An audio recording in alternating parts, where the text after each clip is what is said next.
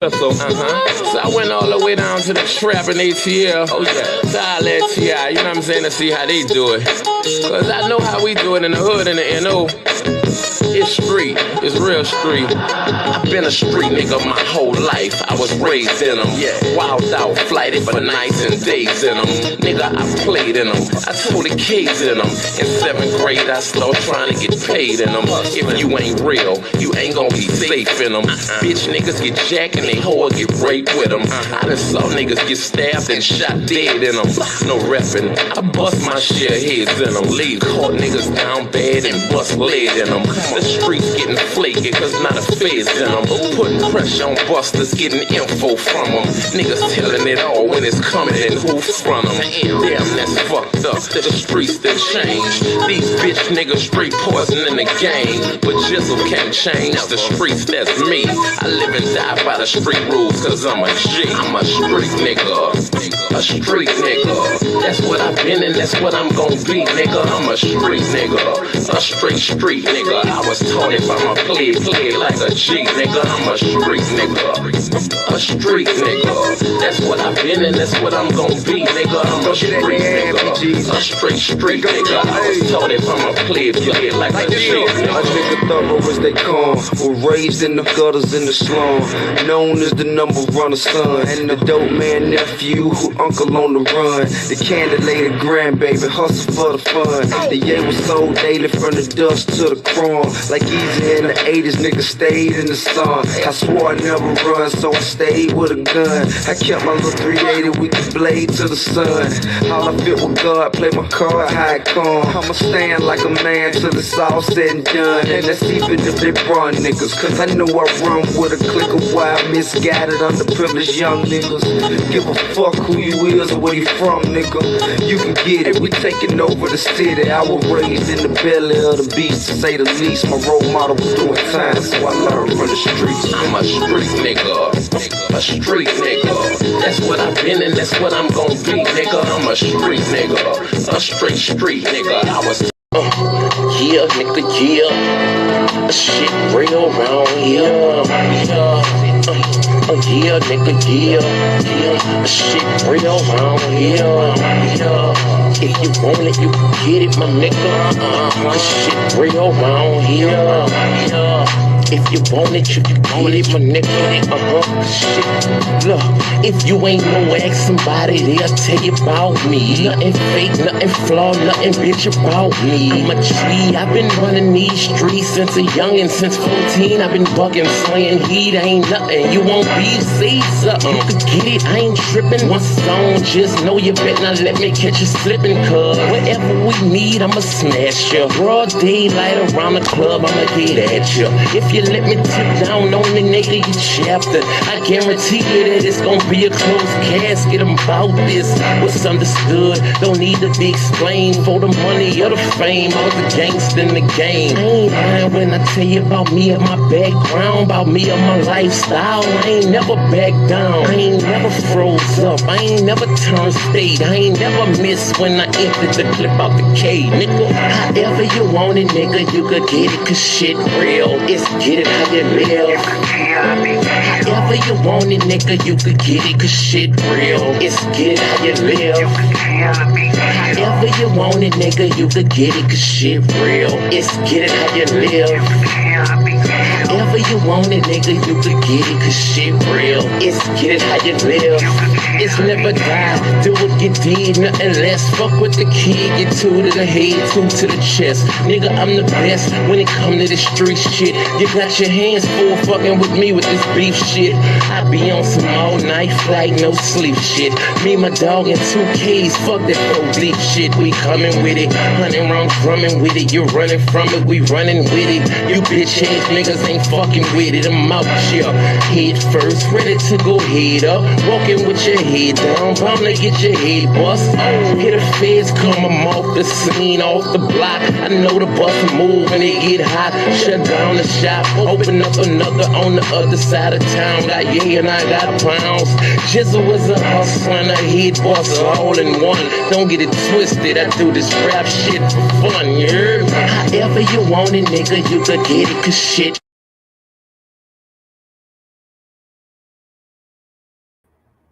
All right. Okay, family, welcome to the Revolutionary Agenda.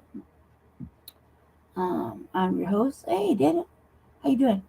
Seduction Doll, aka the Black Villain, or Lady Che, however you want to call me, or Brandy, or my actual name. Um, Welcome. I wasn't anticipating on doing a show, but just said people were asking about me, so I guess I should just show up and do a show. I'm not on camera right now because I'm super swollen. And I just got the bath and didn't do nothing with myself except throw on some clothes. So I figured y'all just let me slide. Just let me slide. Um, what has happened this week? Well, loads. We went to the summit, which I've just said we're in a different week, but him and his semantics. We just ended the Act Summit, which I thought was okay. That was kind of rushed, and I made sure I felt like it was kind of rushed. Um, it was fun though, good times. Had a good time, made some new friends there. So I was kind of excited about that. Ran into some old friends there. Um, Jesse had a good time too. Um, what else? It was just a lot of filming there. Then what else do we do? Jesse went to some meeting, and then I went to the budget hearing with the mayor yesterday, and that motherfucker was lying. And I had to tell him about himself. So I did. I made sure to ask the proper black questions. And he made sure to tokenize the black councilwoman, which I thought was some shit. And that was that. So I made sure he understood that we understood that it was his budget was ambiguous and salacious. So I figured that would be fun. Um, as you know, I hurt myself really bad, so I kept trying to take it easy. Super swollen and, and no desire to pull this water off. So that's about that. Um, I was supposed to go see my sister B. Um, she was over here this weekend. Bless her heart, and she went a lot this weekend. Um, my house was a fucking mess. It's better now, so she came in. That was cool. We chilled. Um, so I was supposed to go over this weekend to do my hair. 'Cause she has all the rubber bands, but she's been busy. She's gonna be busy this weekend, so I'll just save that for another time. Probably go to Jess's house tomorrow. This is really ain't did shit. Just super boring, and I wish I had a job. So I want to buy something. So it's like $30. So I wish I had a job. Aside from that, this show is probably not gonna be as long as usual. It's gonna be short because like I said, I fell and I hurt my hip. So I hurt my hip. It kind of just out of place. Just moving around, moving around, moving around. And that Black African soap smells so good. All right, so anyway, enough about that. Get into some let's get into some stuff. As you know, family, watching the RBA, I've been covering some things about Memphis in Tennessee, some of the pollution that's been going on out there. And so here's some more insight. Some more insight.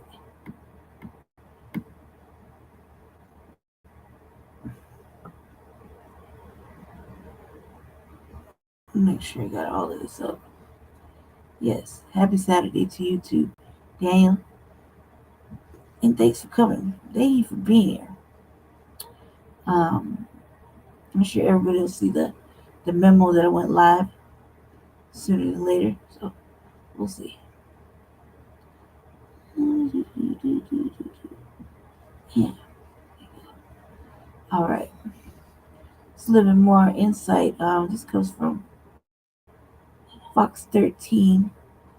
Investigates Memphis defense depot and contaminated community special report.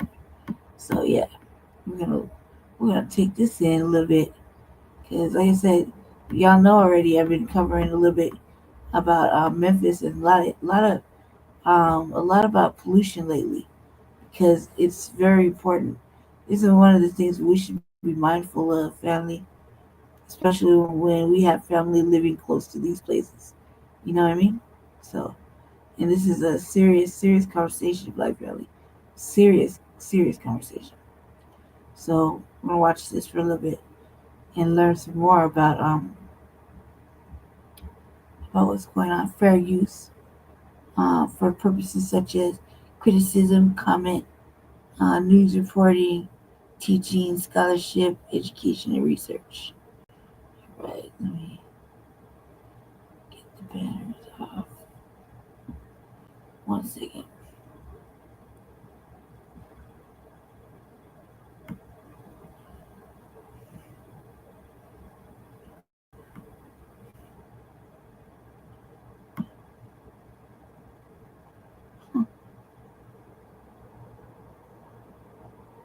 No, you can't just do it the way I want to do it. Alright. Alright, bet.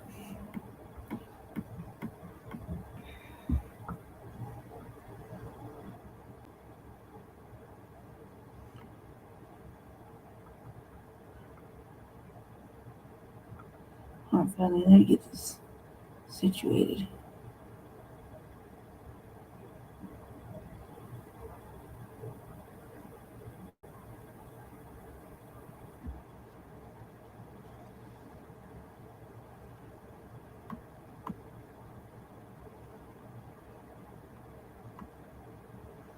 One second.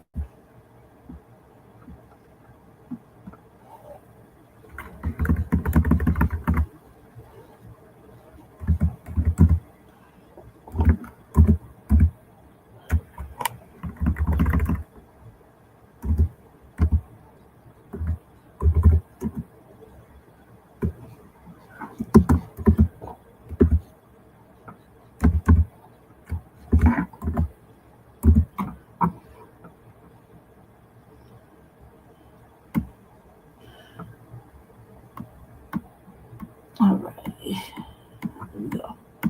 Let's get this going.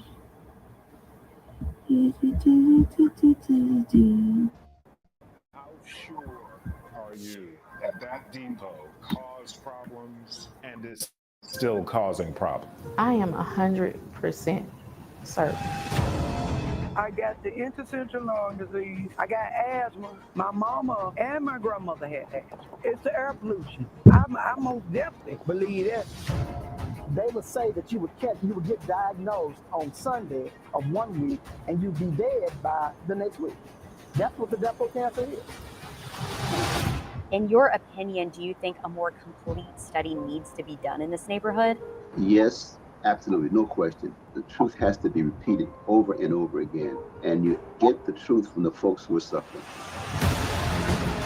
Just want to be clear, you're not just saying the depot made my family sick. You're saying the depot killed my family. Yeah, they killed them.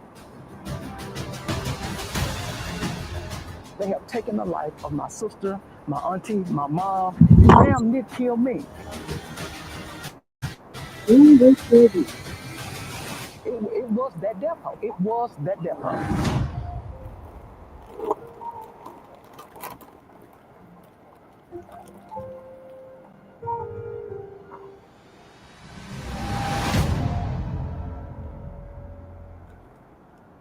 Every community deserves clean air, soil, and water. That's why Fox 13 has continued to investigate our contaminated communities, showing you how pollution impacts our neighbors. Tonight, a special report on the old defense depot here in South Memphis. The EPA declared the U.S. Army Distribution Center a Superfund site in 1992, adding it to the list of the most toxic sites in the country. The Army housed and dumped everything from toxic solvents to chemical weapons here. There is no question the site was contaminated during its operation. The government has spent millions of dollars cleaning up the depot property, and though it closed nearly 30 years ago, some people who live nearby say the depot's dirty past is still causing their health problems today, and they say they want answers. This has been going on ever since the 1940s. When the Memphis Defense Depot closed in 1997, it left behind a lot of contamination that polluted the ground and water. It was that depot. It was that depot. And people who lived near the depot when and after it was in operation from the 40s until it closed say those chemicals have led to widespread sickness and death in countless families. Just want to be clear, you're not just saying the depot made my family sick. You're saying the depot killed my family. Yeah, they killed them. They killed them. And they do not want to take any responsibility for that. Frank Johnson grew up in this house, steps away from the depot on Compton Avenue in the 90s. He says after his mother was diagnosed with brain cancer in 1998, he started hearing horror stories of other people in the neighborhood getting sick. Then I went to Miss Porter's house. Mr. Porter said, well, yeah, my wife had brain cancer. And I was like, well, when did she have brain cancer? It was like 98. That's the same time your mother had brain cancer in 98. Yeah. And then I went down the street to Miss Sue. Sue said she had cancer 3 times. Johnson's mother died the next year. A decade and a half later, his sister and aunt would be diagnosed with the same form of brain cancer. Both eventually died. So there was a name for the cancer in the neighborhood, the depot cancer. Yes. Yes. And everybody knew about this. Yes. Johnson never developed cancer, but 2 years ago, he says he had a stroke that almost killed him. Johnson is still working to regain full movement. He says the depot has robbed him of a normal life free from sickness and disease. Because they have taken the life of my sister, my auntie, my mom. You know, you damn near killed me. And Johnson is sounding the alarm for people who are new to the neighborhood. They are absolutely in danger. And have no idea. They have no idea. That fear has lingered for decades. Fox 13 has covered neighbors' concerns for more than 30 years. Dump the depot and dump on me! The EPA declared the Defense Depot a Superfund site in 1992, one of the most contaminated and toxic places in the country. They have found over 180 chemicals at the depot. When you bury as many people as we have in our community, we know that something is wrong. Environmental activist Doris DeBerry Bradshaw led the way for decades. What we would like to see the government come and stand up to its responsibility, take care of the people that are sick, make them comfortable. Bradshaw went head to head with government agencies that she says didn't do enough to clean up the mess they had made.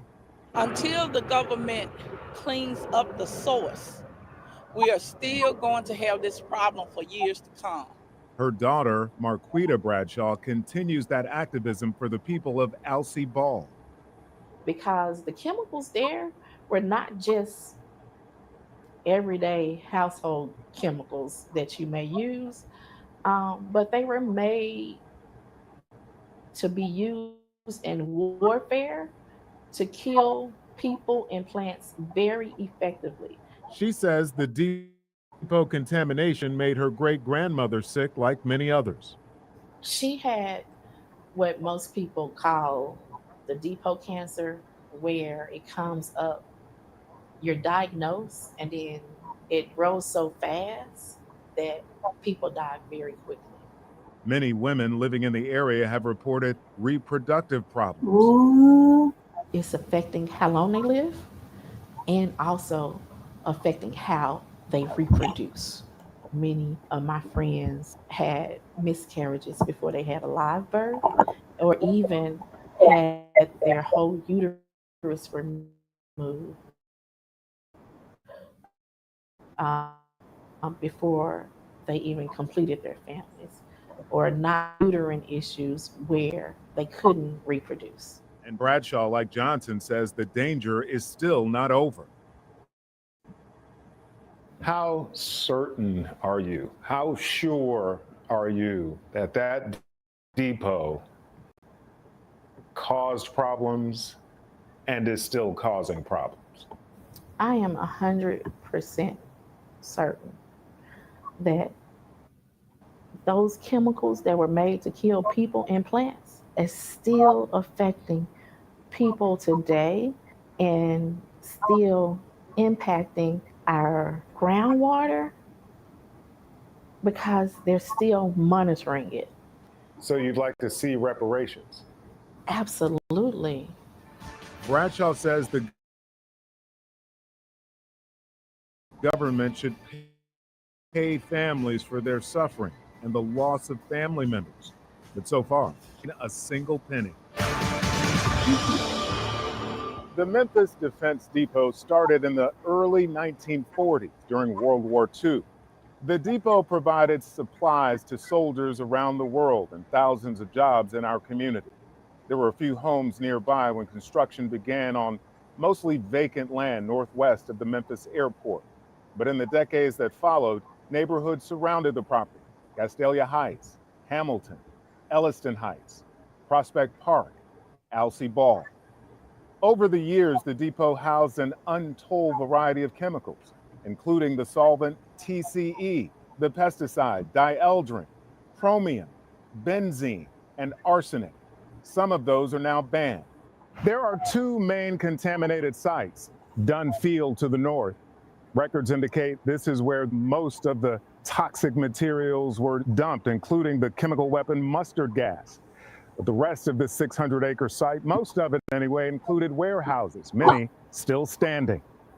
After the depot was declared an EPA Superfund site in 1992, extensive work was done to remove contaminated earth, extract dangerous chemical vapors from the soil. The land was eventually declared safe for use by the EPA, and the old Army site now houses many private businesses. For decades, workers have monitored groundwater for contamination using a series of small wells dug around the property and in the neighborhood nearby. And that testing continues even today. Connecting what happened in the past to what neighbors are experiencing now is complicated. There are many contributing factors for cancer and other serious illnesses, including overall lifestyle, genetics, environmental exposure. The concerns of neighbors in South Memphis have been studied before. Fox 13 investigative reporter Kayla Solomon shows us what those studies reveal. Fox 13 found at least 3 different studies completed on different aspects of the Defense Depot over the last 3 decades. 1 federal, 1 local, and 1 state. Dump the depot! In the 90s, neighbors pushed the EPA and other agencies to find out what was making them sick. The first study was completed in 2000, 8 years after the site was added to the Superfund list. In that study, scientists never went door to door or interviewed neighbors about their health problems. Instead, they relied on data from the Tennessee Cancer Registry. They picked the years 1990 to 1996 because researchers believed those years had the most accurate available cancer data. Only new cancer cases for people living in the neighborhood during that time were considered, a total of 665 of them from the census tracts surrounding the depot. Scientists compared those cases to the cancer rate in the rest of the state and determined, quote, overall cancer incidence occurred near or below expected rates in the 6 census tracts surrounding the Memphis Depot area during the period 1990 to 1996. The study notes its own limitations, notably that cancer takes years to manifest and people moved into and out of the neighborhood. The next study was done in 2022 and 2023.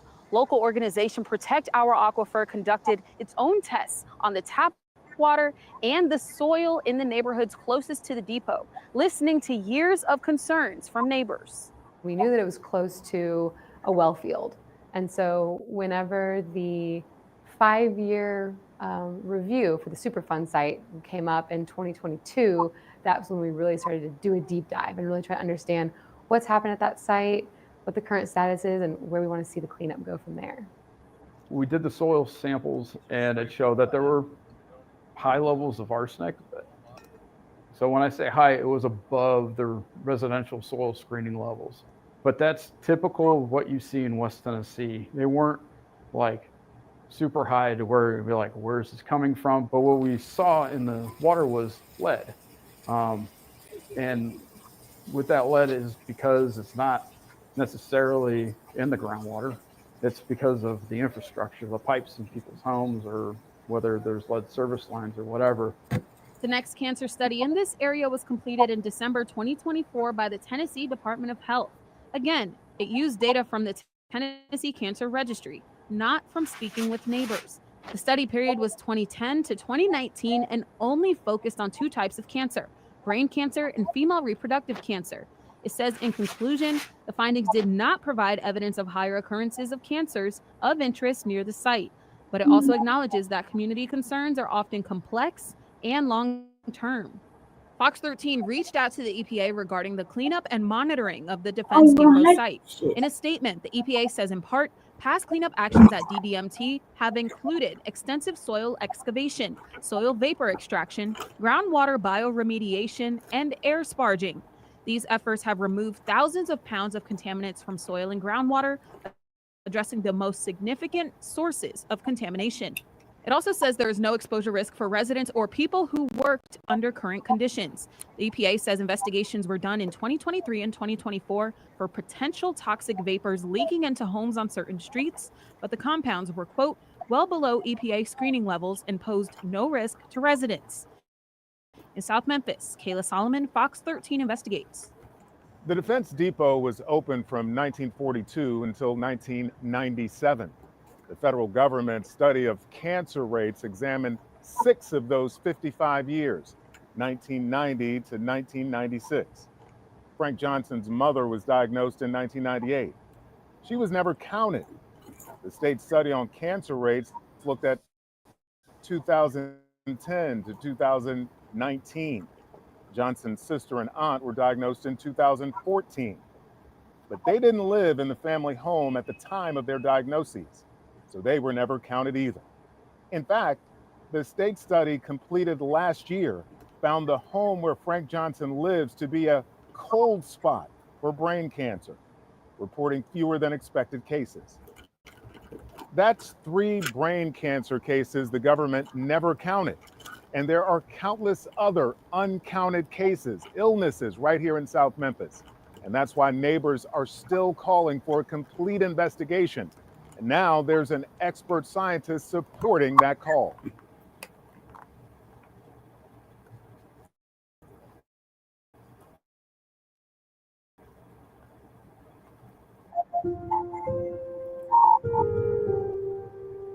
They would say that you would get diagnosed on Sunday of one week and you'd be dead by the next week.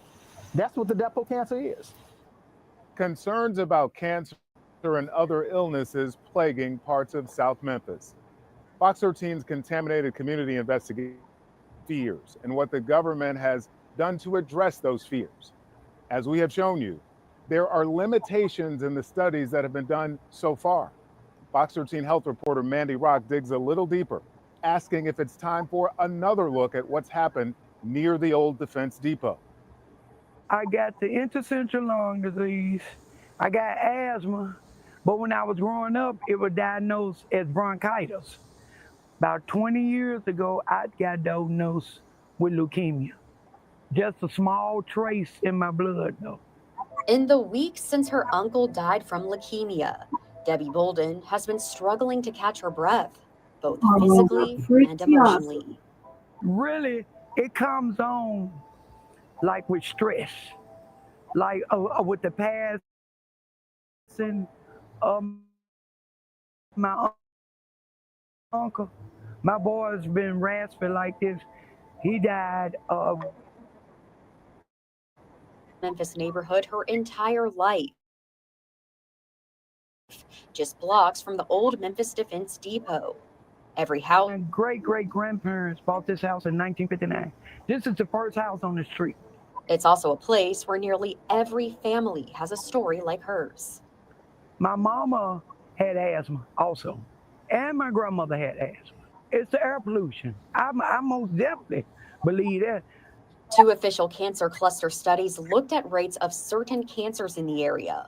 One in 2000 conducted by the CDC's Agency for Toxic Substances and Disease Registry, and another in 2024 conducted by the Tennessee Department of Health. Both found no statistically significant increase during the year's study, but those reports only considered cancer, not other health problems. and they only counted cases that fell inside specific time frames if people were still living in those same homes. That means stories like those in Debbie's family, her case of leukemia, and her uncle's were never included. It's probably a lot of people in this neighborhood that's carrying the same thing that we're carrying, but they keep it to themselves. The ATSDR here in Atlanta determined there was no elevated cancer risk for people living near the Defense Depot based on data from the early 90s. In your opinion, do you think a more complete study needs to be done in this neighborhood? Yes, absolutely, no question. And in addition to the so-called more scientific investigation, we have a responsibility regardless to address those health concerns. And then that's where we should start. There are people who are sick. Dr. Reuben Warren served as the Associate Director for the ATSDR. His name appears in the Defense Depot records from the 90s. He says the data used in previous studies may not tell the full story. The truth has to be repeated over and over again. And you get the truth from the folks who are suffering. The best way to find out is ask people. People don't make up things, you know, they don't propose, well, we're sick. They know we're sick, and the science that says the relationship, the cause effect, is secondary. Dr. Warren says neighborhoods impacted by contamination are hardest hit by chronic disease. Those areas, called environmental justice communities, are often lower income and communities of color. Dr. Warren, who is also a bioethics professor, says people in those neighborhoods deserve action, even when the science isn't conclusive. If there's doubt, we should address community concerns versus saying, well, we can't find a quote-unquote complete exposure pathway, and therefore there's no concern. Let's solve the problem, deny the plausibility of it for fear of any liability. For Debbie, the questions linger every time she walks to her mailbox short of breath, wondering what's in the air around her. You think it's all connected? I think just anything that's going on with your life, I think it may have something to do with it. I really do believe it. The Memphis Defense Depot site remains under EPA supervision as a Superfund site. Residents here say they'll keep pushing for a new, more comprehensive health study, one that looks beyond just the cancer statistics. Covering your health in South Memphis, Mandy Rock, Fox 13 News. Fox 13 Investigates is committed to not only showing you the problem, but also investigating solutions. When we come back, we're going to show you the next step that neighbors want to see happen and how they're taking matters into their own hands.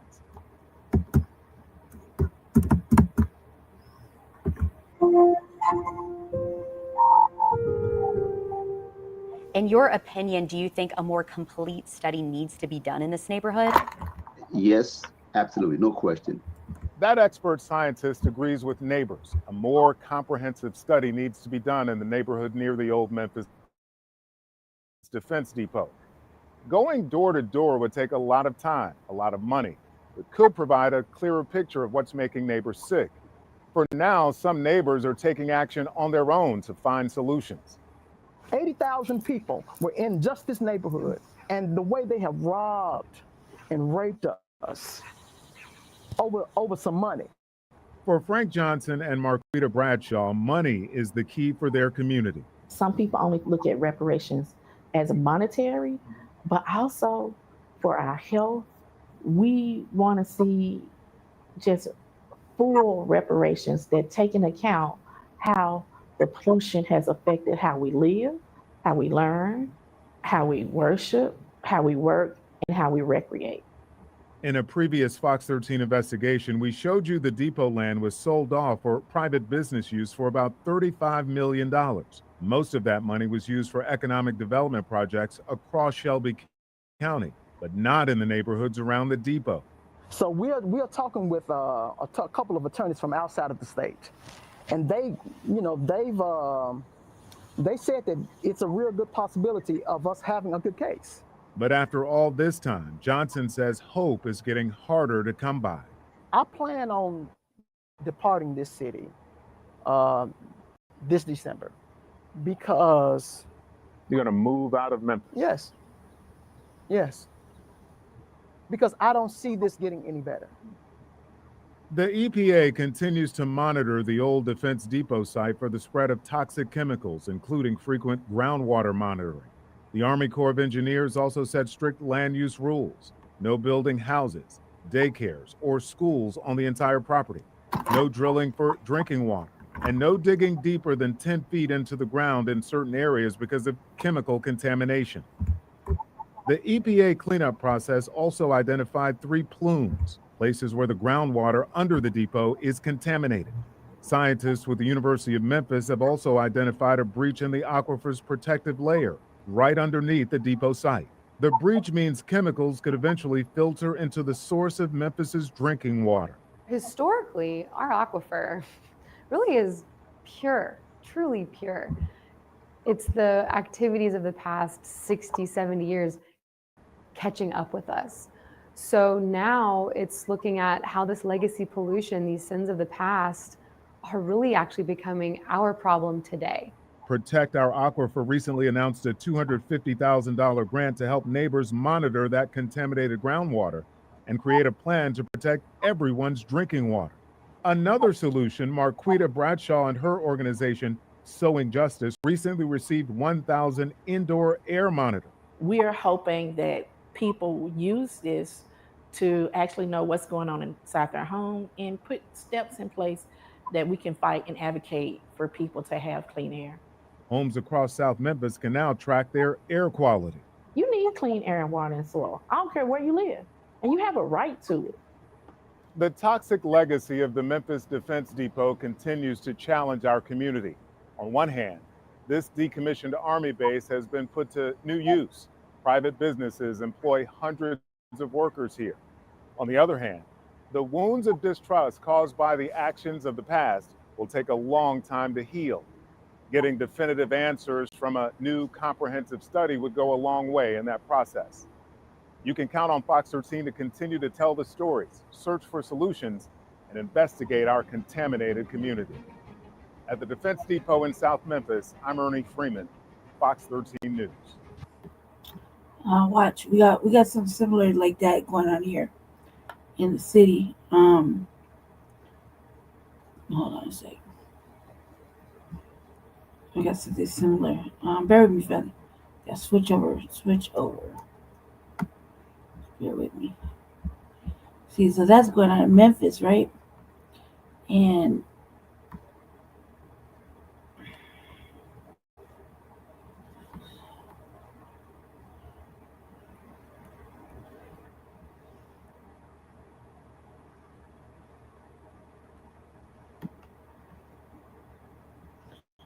this is going on here.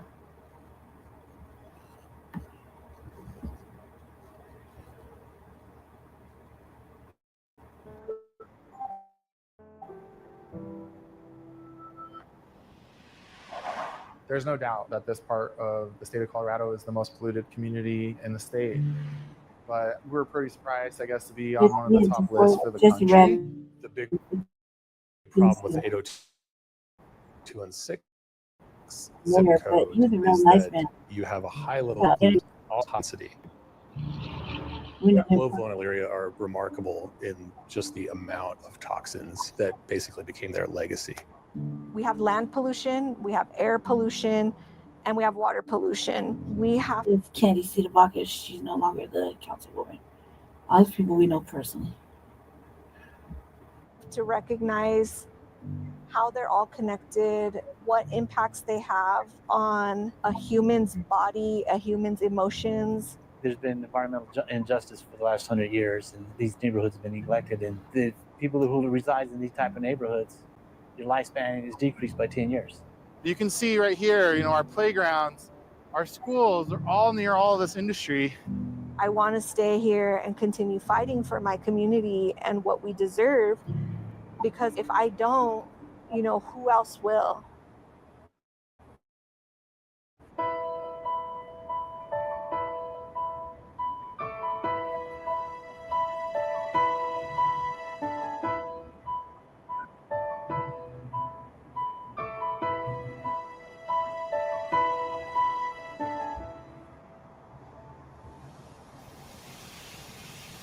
What I was talking about here. I'm really excited now to like have a little baby that's gonna be able to play back here. It's like the kind of thing that like makes you fight for the neighborhood. I am Candy Sedavaca. We are currently in the Swansea neighborhood of Denver, which is my home neighborhood, and we are at my house, which was my great-grandmother's house and where I grew up. These are a couple of good ones. That's my great-grandma and great-grandpa, and this is literally in front of the house. This house was built in the 40s. Nobody else has lived in this house but our family. And I've been here on this corner since I was 4 years old.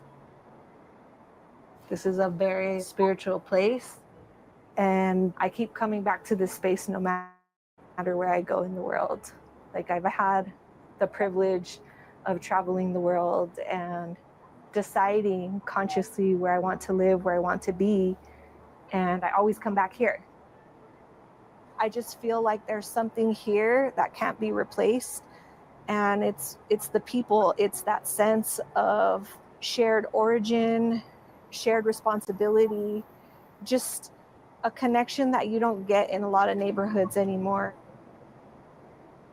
There's a lot of people here that, you know, have grown up here and they know each other, and there's still a sense of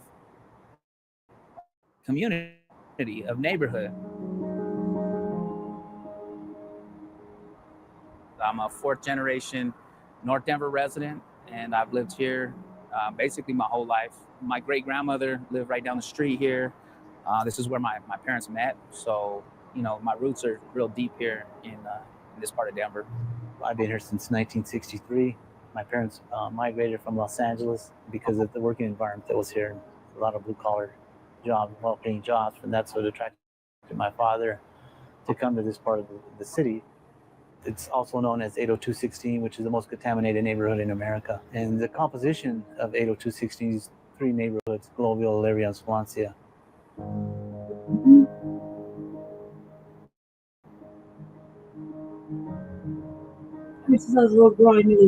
Elyria, Swansea, and even Cole are all along this borderlands of Denver to Adams County and Commerce City. It's a beautiful community, predominantly Hispanic community. And so this whole conversation around environmental justice is a lot around the frontera, the borderlands of where communities blend in with industry, where communities blend with each other, where Denver blends with Commerce City. Globeville, Elyria, Swansea were towns that emerged around the smelters that were down here.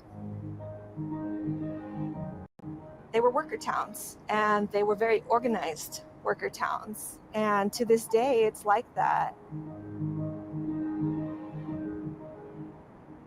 All of your people who built the city in a range of different ways live in these communities. And on one block, I can find someone who does HVAC, plumbing, landscaping, snow removal, just on one block, on this block.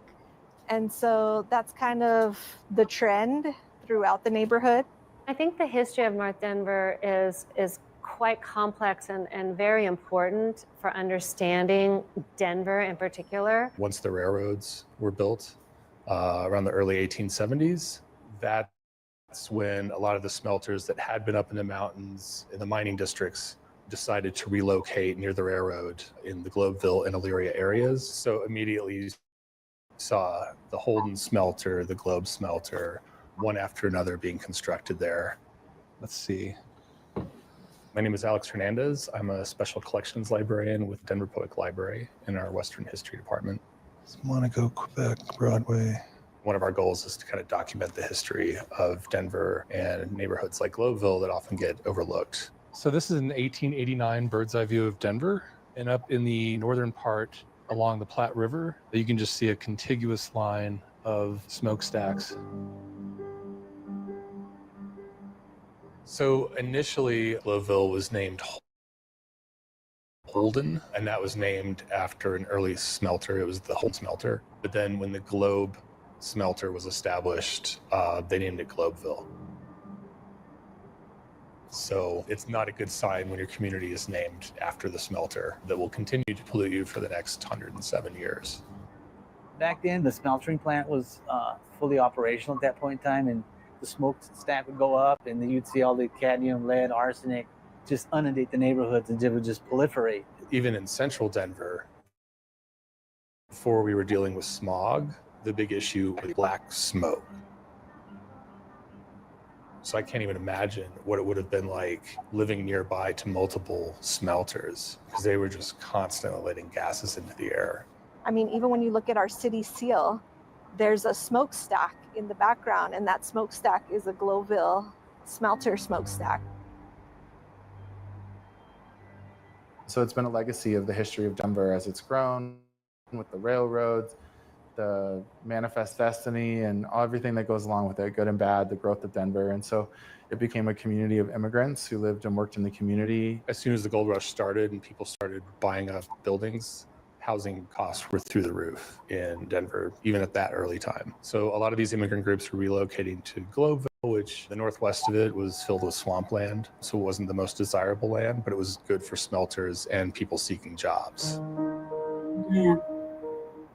As they started up setting up zoning codes, and this area became industrial zoning. And so you started to see more and more industry being placed in one community, and that's really the tension that exists of people living next to this. As a result of it being the industrial hub of Denver, lots of industrial facilities started being located there. But residents were also located there because they were part of the workforce for these industries. And so mixing with industry and Sea Valley, we're a little different from what's happening in Memphis, but this is still happening here. And we have here the most polluted zip code in the United States. And that's literally like 20 minutes away from here. You see what I'm saying? I think Jesse's closer to it than I am, but beside the point, it's still there. And they're still building on it, and they're still acting like it's safe and clean, and it's not. So we have the same issues, except a little different. It's a different chemical, different productions, with the same ill intent. You dig? residential communities is not always great for the health of the communities. The reason they picked that area was predominantly because the railroads were established there in the early 1870s. So that made it very attractive to industry, which is why in addition to the smelters, you got animal rendering plants, you got slaughterhouses, stockyards. Over time, you know, the soil contamination, pollution in the area, it wasn't an appetizing area for people to say, I want to live there. And so I think that over time, it became ignored by the government, by companies that just wanted profit over the benefit of the people that actually lived there. I think Glowville was just sort of a no man's land that the rest of the city, it was kind of out of sight, out of mind. So that's the train interchange here. So we're on each side of this giant industrial area. You can see right here, you know, our playgrounds, our schools are all near all of this industry. I mean, countless pipelines and tanks that we don't know what's in them.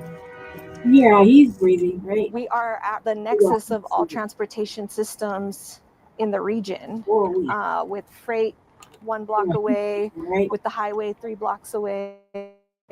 Like, all of those things are so important and critical to our region, yet we've been virtually absent from decision making for the entire time we've been a part of the city of Denver. So we try to maintain, among other things, clipping files for all the neighborhoods around Denver. You really get a good overview of all the things that we're facing in a community over a century. Glowville has always been isolated from Denver. In 1958, we saw the Valley Highway project, what we consider I-25, and that cut right through the community. And then in 1964, we saw the I-70 completion, which bisected it even further. And one of the worst parts of the highway projects was that it actually cut off the southern part of Globeville, which had more community centers and activities for kids to participate in. We have some heavy truck traffic here. We've got traffic on the interstate. It's the kind of noise and disruption and pollution that you don't usually associate with a beautiful park environment. When I-70 was originally constructed in 1964, it was during an era of massive interstate construction across the country.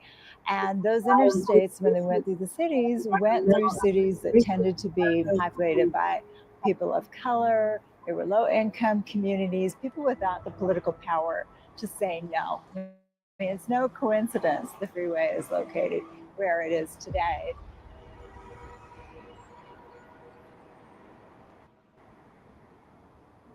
A lot of the carving up of neighborhoods using interstates was related to further marginalizing those groups and making sure they continued to live in poverty, because that also guarantees a very cheap labor force that is not going to fight back against those injustices. The way to put it is that these communities are being overly burdened by the freeway. They are bearing the cost of everybody else's transportation needs. So what the community members here believed, which I think is accurate, is that the freeway is not here for the convenience of the neighborhood. It's one of those things It's here just for the like convenience of everybody else. This is Johnson. Me too, about the pollution. But you guys The talking about biggest the people that cause of air pollution, from my experience with my research in Denver, is the traffic. We have traffic-related air pollution levels that increasingly affect your health as you move closer to the roadway. Right next to the highways, you see significantly higher concentrations of toxins like sulfur dioxide. So particularly children in these communities, you often see around the country, communities like this, growing up with different developmental disabilities. They might have higher rates of asthma, things like that. Ay, ¿cómo se llama? Ellos están más expuestos a todo lo que, digamos, diariamente, mañana, tarde, noche, porque ellos tienen que salir afuera. Y igual, pues están en esta misma área, llegan a su casa y es lo mismo, no hay otra opción o otra elección de ellos como niños. In addition to all the machinery putting off pollution, I know some people have described. So at one point they kicked everybody out, right, to clean it up, and then they started building shit and bringing people back in, and they never really. You let me tell it, they didn't clean it. Okay, they didn't clean up shit. You can't barely grow grass on there, so yeah, it's just as polluted as I can remember. You let me tell it, right? But also too, like, let me tell it, if you could see the sky or the air shimmering, you know it's fucking polluted. And that's what I see when I go in those areas. Described just the noise from this as almost unbearable. So you see the kind of things that you wouldn't necessarily see in a wealthy community. There are a range of things at play, from the highway to semi-trucks driving through here to the industry we have here. Like, that sound, like, that's a sound that never stops. And as the night goes on and everything quiets around it, like, that sound gets louder and the beeping gets louder. Their work never stops. Here's the highway. Oh, and there's the Suncor flare. That's one of the Suncor flares that are burning all day. Suncor is the only refinery in Colorado. It brings in some of the tar sands from Canada, as well as some of the oil that is produced in Colorado, and refines them into jet fuel and the gasoline that we buy at the pump at our local gas station. This oil refinery has been here since the 1930s. It has been owned by various owners. Right now, currently, it is owned by a Canadian company. And it's a reality that this community is living and has been living in the shadows of Suncor, and that includes health impacts, the nuisance. Suncor is a major pollutant. You can see the flame always burning, we have our own version like of an endless flame here. Well, what the community says is it burns even taller, and they burn more at night when people aren't watching. And then right down the street here off of York on the other side of I-70, we have Purina. While you can't really smell Suncor, you can definitely smell Purina. This is the Purina plant. You know, they employ a lot of people. People live in the community, hundreds of people, but the smell is just awful. And they've said they've installed scrubbers that are supposed to make it better. We smell it all the time. We have this whole hotline that you can call in and make complaints about. And this is a smell that's going like 24 hours a day. I think that's the other part that's really challenging for people who live around here. The air quality, it doesn't sit still. It moves around. It contributes to the haze for every single person. Now, it impacts people here the most, the concentrations of the air pollution the most, but it is impacting everybody. And I think environmental justice has reached the top of this national conversation because it's impacting real lives. It's cancer, it's strange leukemias, it's double blindness when people are born, it's years lost of life. Suncor emits a wide range of pollutants. One of the most concerning is hydrogen cyanide. Suncor is one of the biggest sources of hydrogen cyanide in the state. Come on, I mean, it's 800,000 tons of cyanide that's being emitted a year in our communities. It's tons and tons of poisons, I call it. Like I'm always saying, it's one of the biggest greenhouse gas emitter in the state of Colorado. It can cause difficulty in breathing, all kinds of respiratory effects.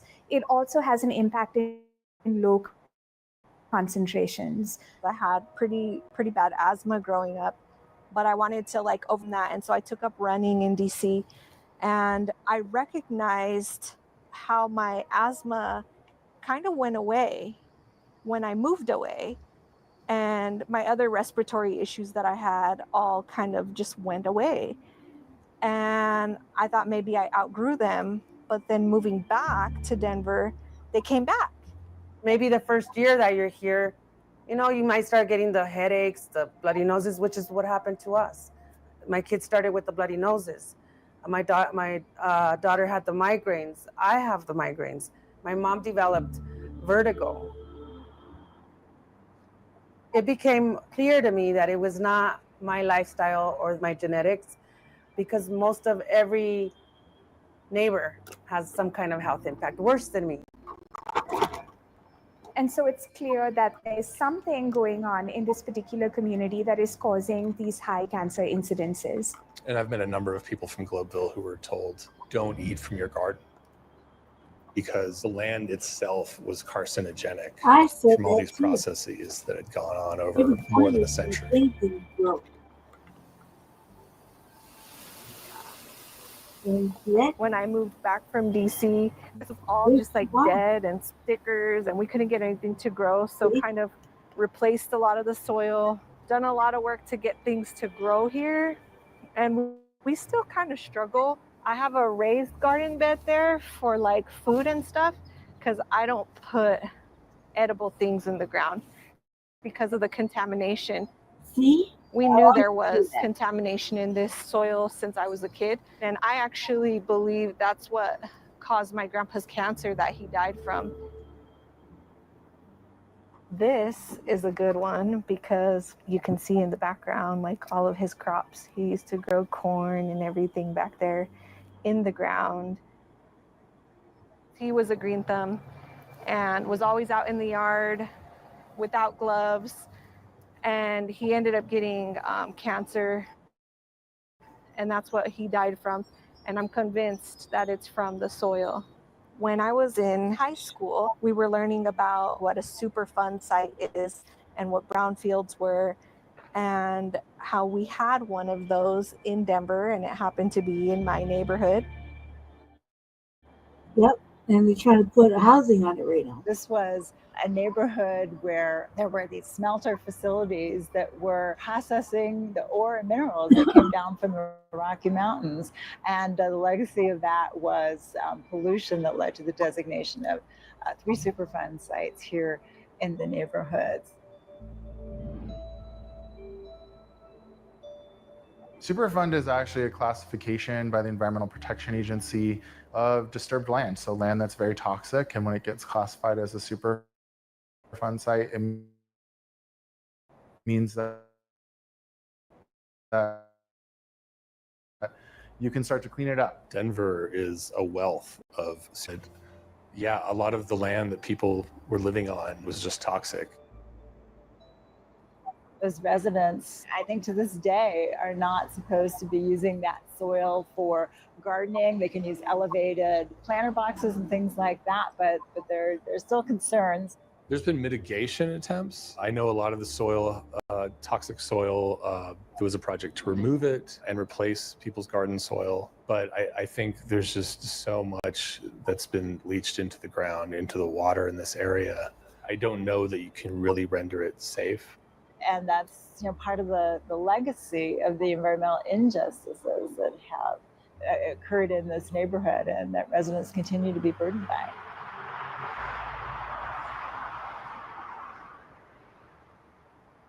Global area are remarkable in just the amount of toxins that basically became their legacy. The environmental factors are nothing short but phenomenal in terms of health. And it's a known fact that people who reside in these type of neighborhoods, your lifespan is decreased by 10 years. And that's really unfortunate that your life has to decrease only because of the zip code that you live in or where you reside. It's really a tragedy from the very beginning. And it's amazing the resilience that the people in these communities have shown over a century.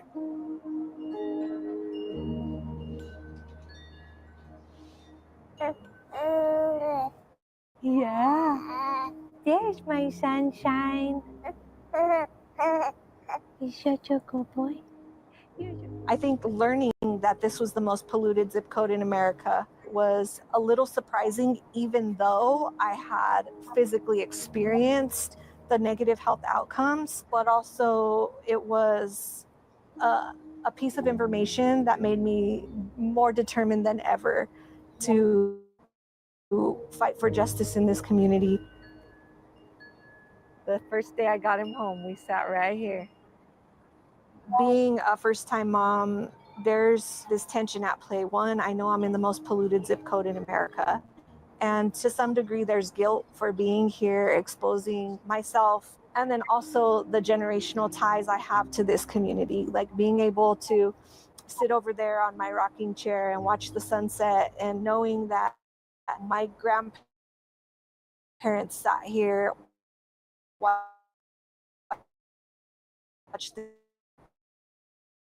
the same sunset, watch their kids play in the same place, and to community, and to like walk on the same ground that my great grandma walked on with my babies. Look at them. Look at us. This will always be home base. And for me, that's particularly important as someone who's grown up in poverty, as someone who is Indigenous, to always have a piece of land that we call home, that we have control over. Even if it is in the most polluted zip code in America, this will always be a piece of land my descendants will have the ability to lay claim to. Next time on Colorado Experience. I always get asked, well, if you don't like your neighborhood, what you should leave. I said, well, that's not my goal. My goal here is to make my neighborhood one of the best neighborhoods in the city. We shouldn't have, educational facilities, libraries, rec centers, these places where people go to grow and learn, right next to toxic pollution. And so we need more people to be involved, because it's not just enough to win it. You have to stay involved to make sure it's implemented. Bottom line is that the people in these communities are entitled to a healthy and clean environment. That's what they deserve. That's what the law requires. And that's what we hope to support them in doing as they try to achieve. Yeah. Well, that's what we got going on here. Same shit, different type of polluters. Same thing though. At least you got a little bit of insight of what's going on. Let me check. I think I got one more, but I'm not sure. But I have to go really because I put a lot of pressure on this leg, and this leg is killing me. All right. I'll take care of that later. So, family, I gotta go. I hope you learned something. Hope you had a little bit of fun. I'll be back probably after for Black News, maybe before then. We'll see. So join us later on tonight for Frontline Black News Part 1. And thank you for watching. I'm sorry, family. I can't hang. I can't hang. The pain is excruciating. And so I'm gonna go get off this hip and all that good shit. So stay on the lookout for Frontline Black News. We'll see you tomorrow. Thank you, Danny, for coming through, and the eyeballs who saw me lurking and not speaking. So shout out to you too. Yeah. Stay black. Stay dangerous. Stay informed.